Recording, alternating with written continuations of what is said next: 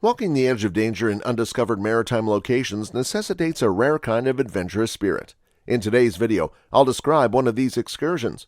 Out of all the cave tales I've covered on this channel, the occurrence in the narrative is one of the most unsettling.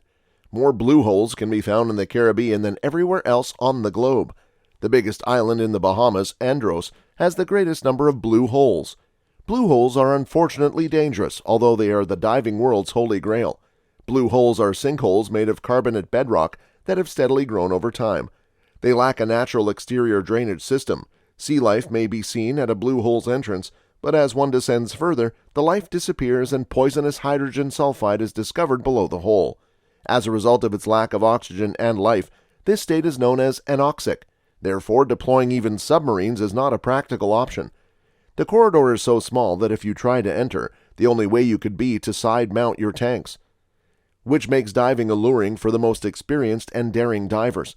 Strong tidal currents interchange reef water back and forth through the caverns, which have a partial bottom made of sand and fine white silt. While helping his tutor and fellow cave diver Martin Farr with a series of excursions, Rob first learned about Wiki's cave complex. Rob traveled to Mexico in 1984 in search of adventure to work with renowned American cave diver Bill Stone. The following year, Stone traveled to the UK to help Rob's investigations to the furthest reaches of the Wiki system as a support diver and technical advisor. Rob worked on a variety of projects both at home and abroad, investigating both above and below water caverns. He took the lead on expeditions to unexplored caves and Bohemian blue holes. Every expedition excursion Rob went on looked to be a success, and everyone wanted to go with him. As a result of the work he had done up to this point, he was given the chance to work once again with Bill Stone and other U.S. divers to investigate Waka Springs in northern Florida, one of the deepest and biggest underwater caverns in the world.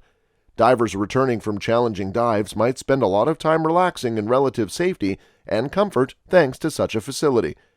Exley reportedly told Leo Dickinson that Rob would have been the finest underwater cave explorer in the world if he had resided in Florida as opposed to England. Rob quickly achieved success in cave diving and exploring, but he was beginning to feel a little worn out. He conquered Everest and developed into a very skilled rock climber who traveled the globe in pursuit of that hobby and makes shark-related videos. He was a top technical and cave diver in Britain, and he is well known for his research and writing on the blue holes in the Bahamas. Rob Palmer traveled to Hirata, Japan, for a technical diving convention a few weeks before the start of shooting. They decided to do one more dive into the blue hole of the Four Sharks before the shooting began. This dive would give them the chance to explore the Forbidden Cavern further. While it was only him alone, Rob decided to investigate that perilous side route he had heard about. When the proposal was announced, divers indicated they would participate in the dive, but would remain in the main cavern, avoid the limit, and pass through to the unknown cavern. At about 8 p.m., the tide began to recede. For a second effort to penetrate the restricted area, Rob and Dan plunged down the hole. To maneuver the dangerous 2-foot-wide passageway in the cave, they had their side of their tank mounted. They eventually made it through the undiscovered tunnel and into the tight passage.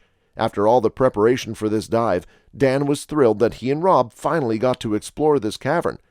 If the slack tide turned while they were in that tunnel, there was no way they could battle the current. One of Dan Tanks' regulators failed as they were exiting the tunnel, requiring him to resort to compressed air. Dan swam alongside Rob to bring him out of the shallow water, but he was unaware that Rob was not moving.